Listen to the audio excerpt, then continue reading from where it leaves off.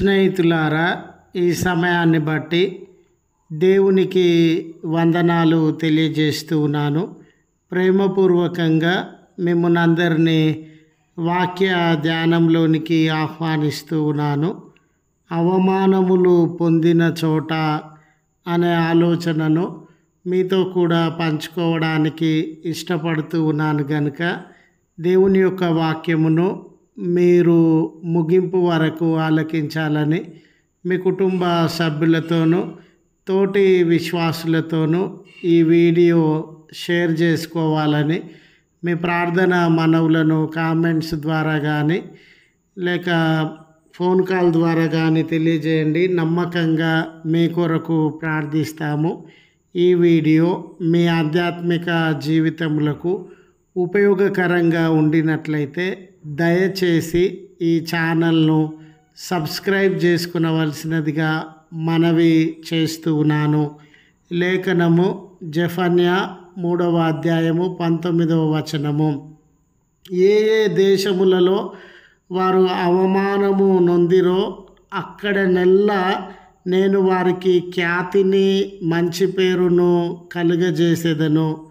స్నేహితులారా, మన సమాజంలో మనలను ప్రేమించే వారికంటే కారణాలు ఏవై ఉన్నప్పటికీ ద్వేషించే వారే ఎక్కువగా ఉన్నారండి.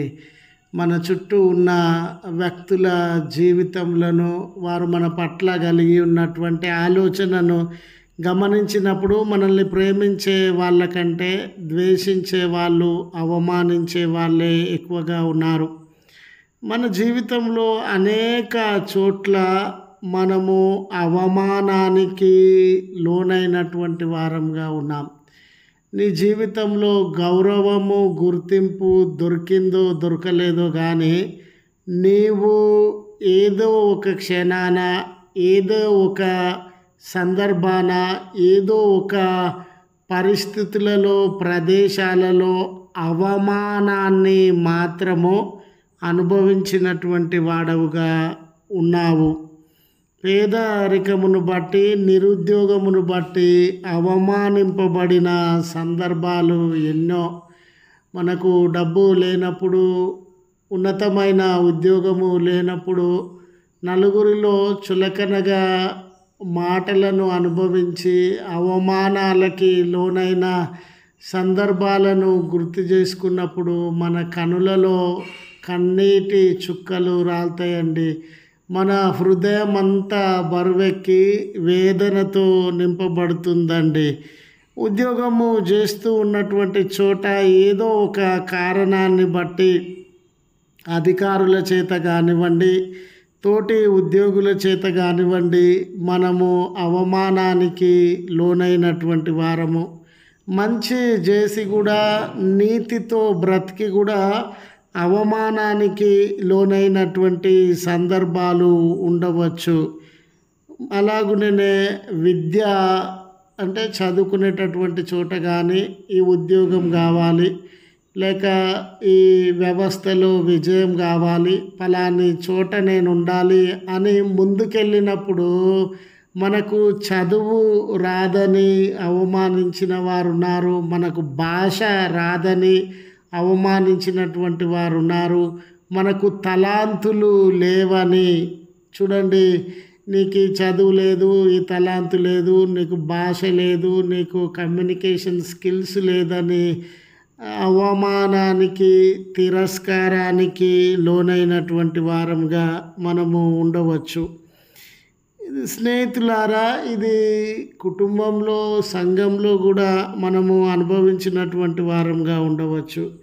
ఇలాంటి సంఘటనల వలన మనము అవమానానికి లోనయ్యి తిరస్కరించబడి పట్టరాని దుఃఖముతో, వేదనతో మన జీవితాలు నింపబడినటువంటివిగా ఉన్నవి. స్నేహితులారా, ఆ దుఃఖంతో నింపబడిన నీ జీవితంలో, తిరస్కారంతో నింపబడిన నీ జీవితంలో తిరిగి చూసుకున్నప్పుడు అనేక అవమానములు పొంది హృదయము గాయపరచబడినటువంటి నీ జీవితంతో జీవం గల దేవుడు ఇచ్చుచూ ఉన్న వాగ్దానము ఏమిటంటే, ఏ స్థలంలో నీవు అవమానానికి లోనైనావో, ఏ ప్రజల ముందు నువ్వు అవమానానికి లోనైనావో, అదే స్థలంలో అదే ప్రజల ముందు దేవుడు నీ అవమానాన్ని కొట్టివేసి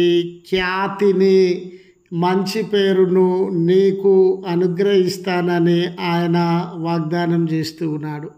అయ్యా, నేను ఇక్కడ తిరస్కరించబడినాను, ఈ సంఘంలో ఉండలేను, ఇక్కడ తిరస్కరించబడినాను, ఈ ప్రజల ముందు ఉండలేను, ఇక్కడ అవమానింపబడినాను, ఈ భర్తతో వేగలేను, లేక అవమానింపబడినాను, భార్యతో వేగలేను, అవమానింపబడినాను, ఈ చదువు నాకొద్దు, అవమానింపబడినాను, ఈ ఉద్యోగం నాకొద్దు అని నీ జీవితంలో వాటికి దూరంగా జీవిస్తూ ఉన్నావు కదా. అటువంటి ప్రజలకు కనబడకుండా దాక్కొని జీవిస్తూ ఉన్నావు కదా. వారికి ఎదురుపడాలనంటే నీ ధైర్యము సరిపోవట్లేదు కదా. వారి ముందు నిలవబడాలనంటే నువ్వు ఎంతో వేదనకు గురి అవుతూ ఉన్నావు కదా. ఆ స్థలంలోనే, ఆ వ్యక్తుల మధ్యలోనే దేవుడు నీ జీవితంలో గొప్ప కార్యాలను జరిగించబోతూ ఉన్నాడు. దేవుడు ఆ స్థలంలోనే, ఆ వ్యక్తుల మధ్యలోనే నీ జీవితాన్ని ఆయన సమూలంగా మార్చబోతూ ఉన్నాడు.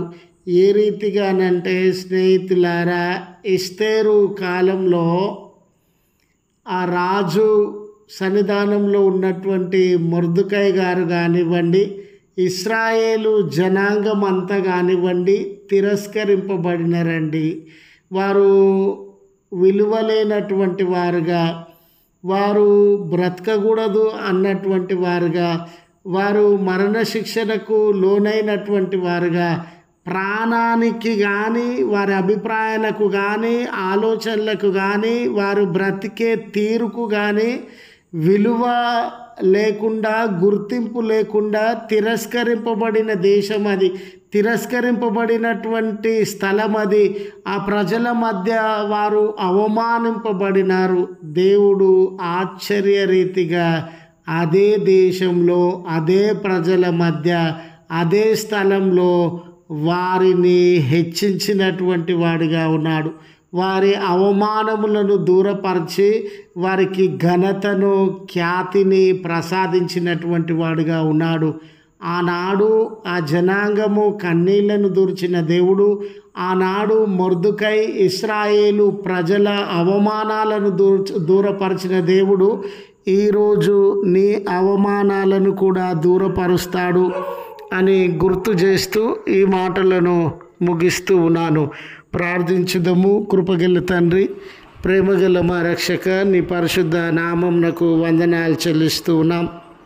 నిజమే, ఆయా పరిస్థితులను బట్టి అనేకుల మధ్య, స్థలములలో, సమాజంలో ఉద్యోగము చేస్తూ ఉన్నటువంటి చోట మాకు కలిగిన ఘనత కంటే, మంచి పేరు కంటే ఎక్కువ అవమానములనే మేము అనుభవించినటువంటి వారంగా ఉన్నాం. అయ్యా, అవమానము ఎంత భయంకరమైనదో, అవమానింపబడినప్పుడు మేమెంత శోకాన్ని, బాధను అనుభవిస్తామో మీరు ఎరిగినటువంటి వారయ్యా. మీరు కూడా ప్రజల మధ్య అవమానాన్ని అనుభవించినటువంటి దేవుడవు. ఆ అవమానము ఇచ్చే నొప్పి ఎంత భయంకరమైనదో మీరు అనుభవించినటువంటి వారు. వినడం కాదయ్యా, మీరు అనుభవాన్ని కలిగినటువంటి దేవుడవుగా ఉన్నావు. ఈ దినాన ఈ ప్రార్థనలో ఏకీభవించుచు ఉన్న నీ ప్రియబిడ్డలు, వారి ఉద్యోగాలు, కుటుంబాలు, వారి సమాజాలు, ప్రజల మధ్య ఎన్నో అవమానమునకు లోనై, తిరస్కారమునకు లోనై వేదనను అనుభవిస్తూ ఉన్నారు. వారి కన్నీళ్లను తుడిచి వారి అవమానకరమైన స్థితులలో నుండి ఖ్యాతి, విలువ కలిగిన స్థితిలోనికి వారి జీవితములను మలచుమని క్రీస్తు పేరట వేడుకొనుచు ఉన్నాము తండ్రి. ఆమెన్. తండ్రి, కుమార, పరిశుద్ధాత్మ త్రియేక దేవుని దీవెన మనకు తోడయుండును గాక. ఆమెన్.